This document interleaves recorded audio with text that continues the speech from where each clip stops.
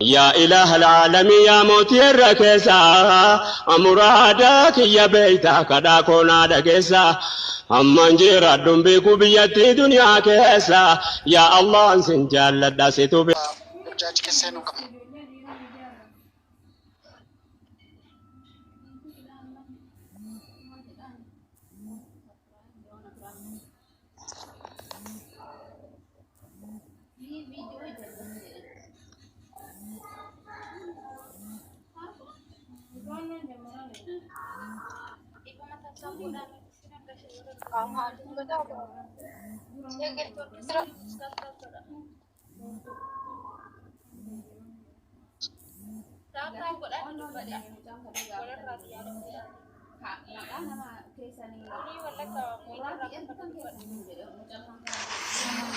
Ayo ijoollee nagaanii hundoo keessanii fi haa ta'u isiniin jechuun barbaada waan ani yaadeetti dhiphachaa jiru akkan isin dhiphachaa jirtanii warra kaan mootii qabadhaa akka sagalee hin jennetti mucaa isheenii maatii isaanii beeka jechaa jirtu anillee maatii isaanii dawwaleetiin gaafadha jedheetiin jira yookaan hiriyootuma safara sanaa nan beeka magaalaa Jaarsoo gabaa Dafinoo sana sirriitti beekaanii namichi kun dhugaa dubbachuuf taanaanii buqqeedhaa sagaleen jeeqaa jiru. Nama obboleessi beekamaan obboleessi Oromoo guutuun beeku biraa haadhoo gara tokkodhaa dhalatan biraa boqotee miti sareen balbala isaanii eegu nama biraa boqotee aariin akkasiirratti dhaga'amaa jiru hin jiru. Ana baay'ee kan du'a soraarra namittiin kun akka kanatti teessee munu haguu isheetti baay'ee garaan kun akkubatti dhugaa dubbachuuf taanaan jechuudha. Maaliif gadda obboleessa akkasittu sirraa beekama. Fuudhee mattaawaqaa itti agarsiisu, fuudhee ID itti agarsiisu, fuudhee suuraa itti agarsiisee hanxafaatafuu hin qabu. Interviin kumsaa faana godhee ilaalaan ture tiktookii hiree diraamaa jalaa jechuudha. Isinii galee gaafa mubeenii liivii dawwalee raatee haasofsiisus dhaggeeffachaan ture. Suuraadhaanitu amansiisuu yaalaa jechuudha. Mattaawaqaadhaan agarsiisuu yaalaa jechuudha. Anama fakkeenyaaf mulee Abrahaam kanan jedhee of waamu yoo nan ta'e maqaan nama biraan kan wal dha'u jiraachuu danda'a jechuudha. Yeroo kamiyyuu ID kana hojjechiisuu dandeessa. Biyya Itoophiyaa sana keessatti ID wal fakkeessitee hojjettee ittiin birrii saamuu dandeessa. Birriidhaan jechuudha. Namitti kana dhibba shakkeen jira ofii kiyyaa'u jechuudha. Namni tokko mataa adda deema uffatuma gaddaa tokko godhatee yoo masakaanni si kebbeema gurraacha wayirra godhatee gadda isaan agarsiisu Oromoo guutuu gubataa jira. Oromoo guutuun ijoollee nama tiishirtii mucaa kanaa hojjisiifatanii biyya keessa jiran iyyuu ofirraa hin baasne inni garuu zannatti jedhee dhufe. Darbee immoo gaafa mucaan kun rakkachaa ture waan addaa garaa mana kiraa fi har'a du'a isaa irratti dhiyeessaa dhufeeti kan inni hordofaan jira. Ani biraan dhufuu, ani teellaatti hin deebi'u, ani maalidha jedhee Ingiliffa waliin maru. Gaafa inni rakkataa ture sana eessa ture? Milikkita sana maaliif baruu qabna? Sidii galeeraa dubbiin ijoollee. Oromoo irratti wanti dalagamu wanta danuu jira. Dhugaadha hiriyansa tokko beelaa ture soraan jechaa ture. Na dhaggeeffadhu gaa koo hin dubbattaani muutii qabaddaa sime. Ilaa soraanii baay'ee rakkataa ture. Baay'ee viidiyoo waraabuu fi buraayyuu keessa hanga danqamee hanga jiraachuu dadhabutti tureetu ba'ee baqatee gara jamoo galee jedha. Ani itti dheekkamaan ture jedheen. Itti dheekkamaa ture erga itti dheekkame mana kiraa fuudhee fi waan barbaachisu hin godhuufi namicha. Okay. Seenaan isaa namicha kana kumsaa waliin wal barsiisu maaf dhibe? Isinii galeeraa amma dubbiin ilaa. Amma seenaa soraan hojjechaa ture aniyyuu anarra darbeeyyuu ana warra biyya bakka tokkotti dhalate miti. Oromoo kutaa hundaa ol ga'ee jira biyya keessaa biyya alaa. Soraa namni wallaalees hin jiru namni hojii isaa wallaalees hin jiru jechuudha. Isinii galee. Mucaa namichi kun garuu lafuma soraan jiru iyyuu dhiyeenya kana beekuutti ka'e. Waanuma inni hojjetu iyyuu waanuma inni dalagu iyyuu akkaataan itti doorsifamu iyyuu nama biraatu natti himee jechaa jira bara. Kanaaf isa kana intinii qabatanii raatanii muudii qabatanii akkaawuntii ofitti naannessee maal jedhee akkaawuntiin akka birriin deeggarsa gargaaramu irratti akka galuuf jecha wanti meeqa xibaaramu kumsaan illee kana adda nu baasuu qaba deebi'ee dhufe. Sidii galeera nu hin barbaannu maatii isaa dawwalee gaafachuu nan danda'a. Ani ofii biyya beeka nama shanaffarratti si dhalanne soorii jechuudha. Sooriin nama daa'ima xiqqishoo siin qaban isaan daa'ima xiqqishoo siin qaban boonii namitti kan dubbataa jiru. siin qaban daa'ima xiqqishoo laa ana haadha mana Haadha manaati qoyilaa waan tokko siimuu kana dhaggeeffadhaa isaa jedhamaan qabe. Irra deebi'aa dhaqaa paartii 3 moo paartii 4 sana dhaggeeffadhaa dhaqaati laa. Soraan nama shanaffaa moo nama meeqaffaa irratti iyyuudha kan dhalate nama meeqa laammanni jedhe ofii isaatii hin beeku nama obbolaan irratti fudhatan hin beeku. Sinii galeeraa dubbiini. Immoo obbolaasayyuu maqaa waamuu wallaale obbolaayyuu maqaa waamuu wallaale maqaa obbolaasaatti waamuu wallaale akkamitti maqaa obbolaasaatti waamuu wallaale ani dammoo waggaa 5 erga biyyaa bahe maatii dawwalee gaafadhee suuraan ka daa'ima xiqqishoo qabu jennaan hin qaban maa maraattantalaa yoo godhatte naa jette haati kiyya jechuudha achumaan viidiyoo sana yeroo 3 ilaale jechuudha daa'ima xiqqaadha kuni jedha eenyuu kijibsisa eenyuu soba kanaafuu ofuma isaatii ofirratti ba'aa jiranidha ragaa ofuma isaatii ofirratti ba'aa jiran. Dhiifama garuu haati isaayyuu eegamuu qabdi. Haati mucaa Sooraanoo Hidhaasuu eegamuu qabdi. Rakkoon tokko haadha sarara ga'ennaan waa tokko taatennaan ijoollee kanarraan buunuun waa tokko haati isaa waa tokko taatennaan maaliif amma nuuni waa noobitu qabdi isheen immoo waa tokko taatennaan ijoolletti kanarraan buunuun haati isaa mirgaan baatee dhugaa jirtu nutti himtu ijoolleen kun immoo haati isaa gad dirqiidhaan waa tokko irra ga'ennaan yookaan waa tokko taatennaan immoo ijoolleen kun hin gadhiifnu warra amma suuraa sana ilaalaa jirru durumaanuu nuuni mootummaan nu ajjeesaa jira akka mootummaan harka mootummaa keessa jiru beekna garuu haati isaa waa tokko taatennaan hin gadhiifnu jara kana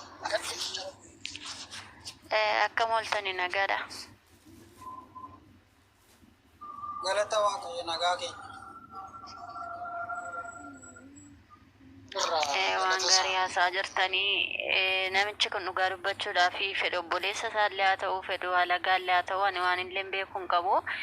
Garuu du'a mucaa sana caalaa haalaan yeroo baay'ee ijoolleen Oromoo goddu'anii shira irratti xaxanii dhugaa isaanii dhoskuudhaa fi namoonni baay'ee irratti hirmaatanii maaliif akka ta'e garuu rabbaa beeku hawaarsa qabna ta'e hin beekunna.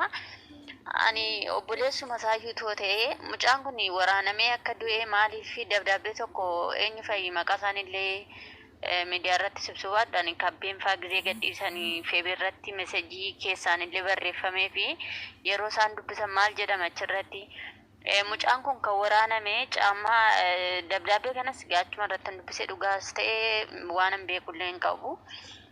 Caammaa wasfee kan ittiin hodhaniini onnee keessa waraaname waan turee fi ani warra eessattidha ture reenfisaa kan maramarame wanni jedheessa maqaan isaa jalaa badee.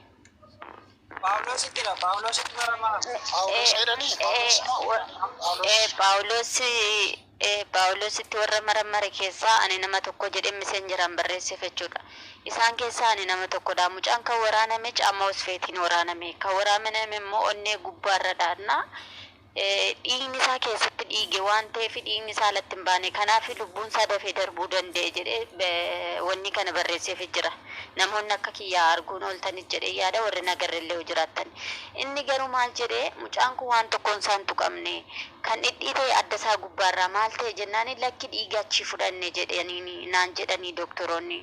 Deebisee immoo onnee isaa kana gubbaa waraanamee jira. Bakka kana hoo jennaani lakki numatu ilaaluudhaaf achii fudhatee bakka sana waraane jedhanii dubbachaa ture mucaan kun jechuudha.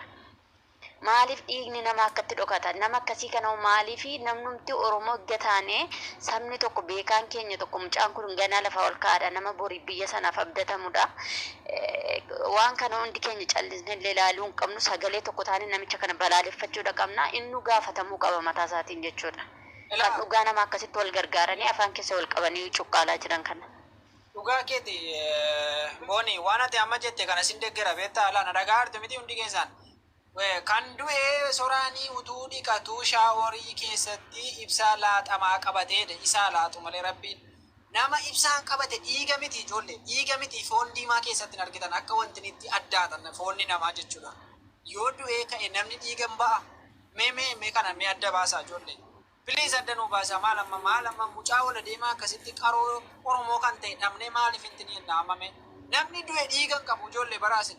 Isayyuu ibsaadhaan du'e erga ibsaan du'e akkamitti dhiiga namni ibsaan koo dhiiga xuuxee erga keessaa fixee booddee darbatee kuffisee ajjeesaa jechuudha lafaan na'e. Sinii galeera garuu adda isaarraa Nama ibsaan ajjeese. jennaani maaltu kun immoo jennaan nutu keessaati dhiiga furate inni dhiigaa jedhan inni dhiigaati dhiigni kun maal jennaan nutu dhiiga keessaa furate jedhan qara laphee isaarra onnee isaarraa immoo maal jennaan achiillee nutu fudhatee jedhan namni du'e ijoollee hin dhiigu namni ibsaadhaan immoo namni akkamittiin sinii galeera namittiin kun Ibsaadhaan oduuti harki kee dhiitaa.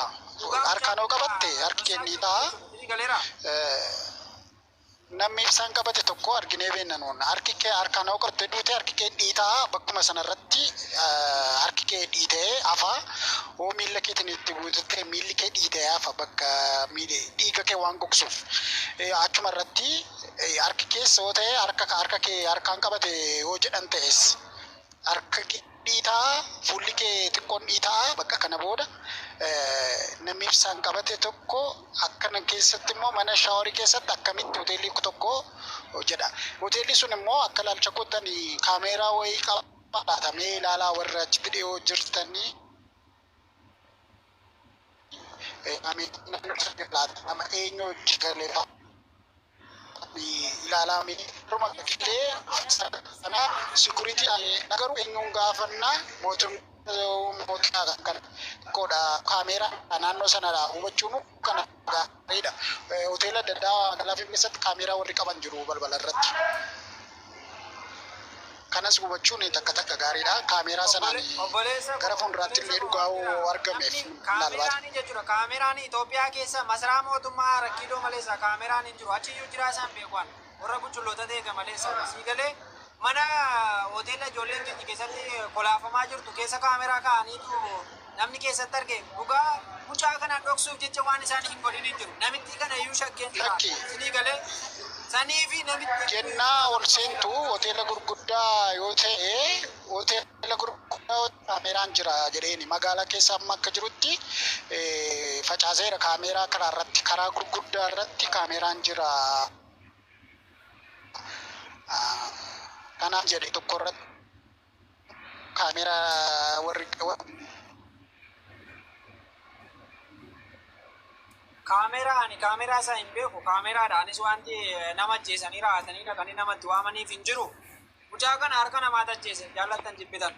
Seenee mana sana baaseen balbala irrattidha. Dura eenyu gale guyyaa sana eenyu ba'ee eenyu seenee eenyutu ba'aa eenyutu galaa kaameraa sa'aatii 24 kan taa'e sana qorannoodhaan ilaalamuu ni danda'a. Eenyu ba'ee sa'aatii 24 sana keessatti eenyu ba'ee eenyu galee eenyutu taa'ee kaameraan namachi galee ba'e hunda ishee'u dhugaa barbaada ta'ennaan poolisiin dhugaa barbaada ta'ennaan burjaa jaddina kana mootummaan harka keessaan qabu taanaan kana salphaatti baasuu danda'a jedheen yaade akka yaada kootti. Shirri kun fagoo irraa xaxamee dhufe dhiisii atamma. Mucaan kun isuma yeroo inni buraayyuu ture doorsifamaa ture duukaa darbee dhufe addaatti illee intinii jedhe malee isaati.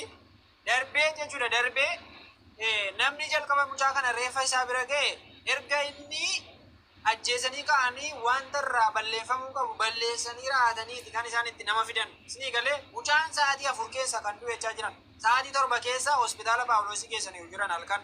Isinii galee aga sa'aatii 7 guyyaa keessaa immoo namni tokko iyyuu mucaa kana lafanni jiru hin barre jiran. Ergasii erga mimmijeeffatanii booddee dawwalanii itti himanii jechaa jiru. Amma waan meeqa taasa'amaa jira. Oromoon dhugaa baasu maaf dhibe garuu biyya keessaa mee. Amma inni kumsaanis obboleessa miti obboleessa naasofsiisaa jiru kunidha. Isinii galeera. Obboleessa isaa miti namichi kun.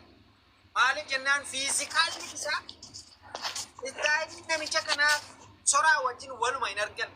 Isinii galee yoo ta'es immoo dhugaa mucaa kanaa balleessuudhaaf mucaan kun kutatee ka'ee jira. Isinii galee dhugaa dubbachuutti hin jiru jechuudha. Sanaaf hin barbaannu nama يا إله العالمين يا موتي الركيسة أمرادك يا بيتا كدا كونا دكيسة أمان جيرا دنبيكو بيتي دنيا كيسة يا